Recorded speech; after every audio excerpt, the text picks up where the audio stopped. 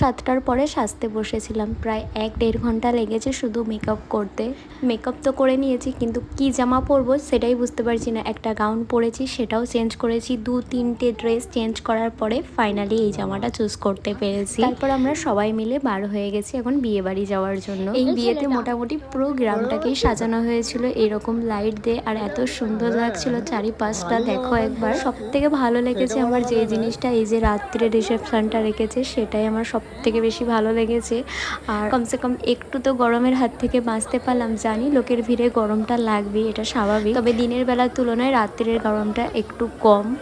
এখনো পর্যন্ত ব্রাইডকে আমি দেখিনি, ওই যে দূরে বসে আছে। চলো একটু কাছ থেকে গিয়ে দেখে আসি। মাশাআল্লাহ, দুজনাকেই অনেক সুন্দর লাগছে। ম্যারিড লাইফের দুজনাকে অনেক অনেক শুভেচ্ছা। চলো এবার একটু খাওয়া দাওয়ার দিকে আসা যাক। এখানে প্রথমেই নিয়েছিলাম চিকেন 65। আর এই যে ইনু একদম নর্মাল আছে, কারণ ওকে না তো আমি ভালো ড্রেস পরাতে পারছি, না তো কোনো সাজুগুজু করাতে পারছি।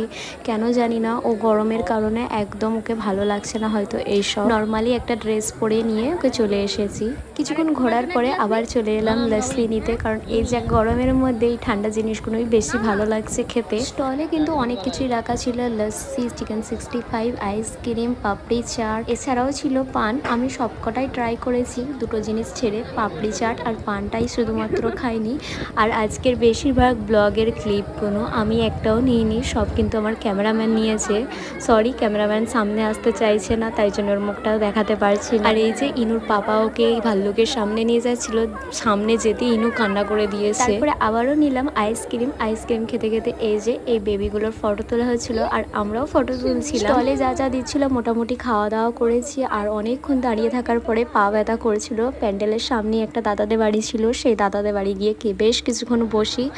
তার কিছুক্ষণ পরে আবার আসি প্যান্ডেলের মধ্যে খাওয়া দাওয়ার জন্য। এই ব্যাচটা উঠলে তারপরে আমরা খেতে বসবো। আমাদের খাওয়া দাওয়াতে বসতে প্রায় 11:30-12টা বেজে গেছিলো। আর আজকের খাবারের মেনু কার্ড, চলো ফাইনালি বসে পড়েছি খাবার টেবিলে। এবার চলো খাওয়া দাওয়াটা শুরু করি। প্রথমেই দিয়ে গেল স্যালাড, তারপরে দিল পনির পাসিন্দা, এর আগে দিয়ে গেছে জলের বোতল আর লেবু, তারপর দিল রুমালি রুটি, আর রুমালি রুটির সাথে দিল চিকেন কষা। সব খাবারই একটু একটু করে নিয়ে টেস্ট করে দেখেছি, প্রত্যেকটা খাবারই সো গুড।